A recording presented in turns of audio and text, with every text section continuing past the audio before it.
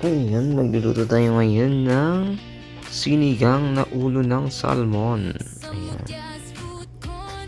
So, nilinis natin yan. Tinanggalan natin ng siksik. Ayan. Nakahanda na yung mga ating nilalagay na bawang naso at sibuyas. Ayan. Ay, luya pala. Ayan, piniprito na yan. Piniprito muna para lumabas yung lansa at mantika. Habang kinikis-kisan, piniprito na yung iba. So, yung ating mga gulay lang. Wala po tayong kangkong na nabili. Kaya yan. Tapos na ating pagpiprito.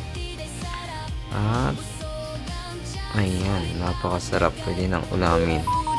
So, lalagay na natin yung kaserola at ilalagay yung pinagprituhang mantika para salmon talaga siya. Ayan, salmon nga. Ulo ng salmon. Ayan.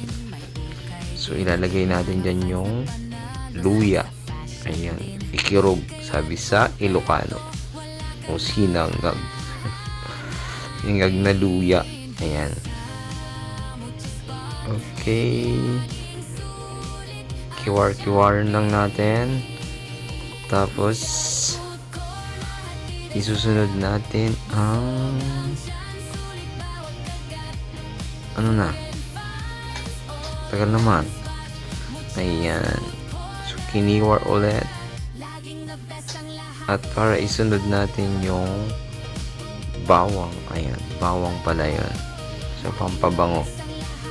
So, bawang. Ayan. Gisa-gisa lang natin yan.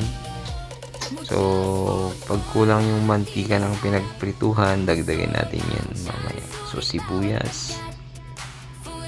So, ayan, kulang nga. Dagdagan natin ng mantika. Ayan, kunti lang. Para hindi masyadong mamantika ang ating sinigang na ulo ng salmon. Ayan. Okay. Hindi na natin na i-video ang ating sarili kasi baguhan tayo sa pag-vlog ng pagkain. Ayan. So, kiwar-kiwaran lang natin. Halo-haluin. Ayan. Pampabango lang. Kung gusto nyo ng mas maraming sibuyas, pwede. Kung mas maraming luya, pwede rin po. At para mas malasa. Ayan. Hindi kasi kami naglalagay ng pampalasa. Yung Maggi sarap. Ganun, hindi. So, ang ilalagay natin ay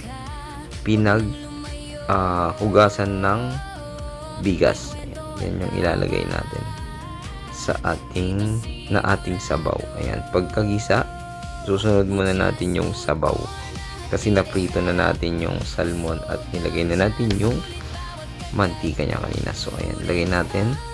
Tapos, aantayin natin yung kumulo. Ayan. So, pag mas maraming sibuyas yan, mas malasa. Kaya, lagyan nyo lang ng sibuyas.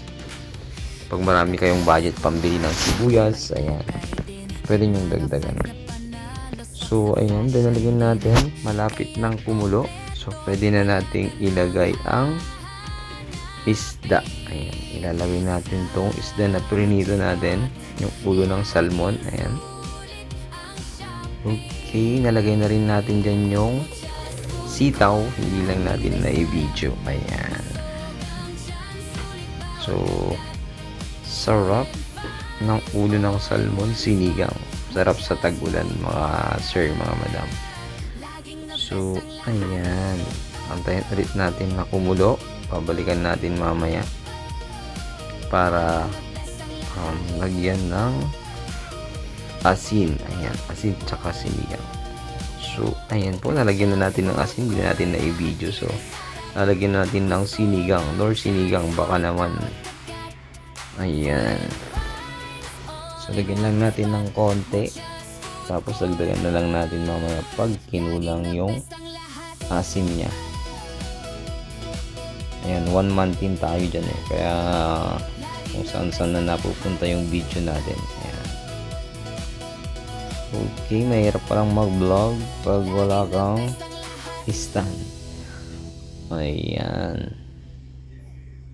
So, nasanay sa pag-vlog ng lupa na hinahawakan lang. Kaya, ganyan lang tayo.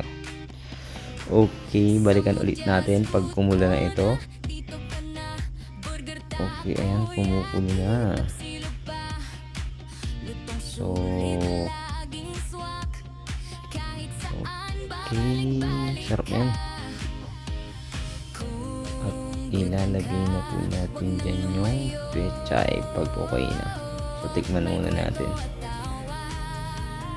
Okay, tama na yan. Ayan.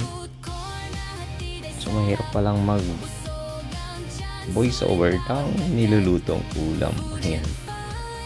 So, kumulo na. Ilagay na natin yung pechay. Ayan. Ilagay na natin yung pechay.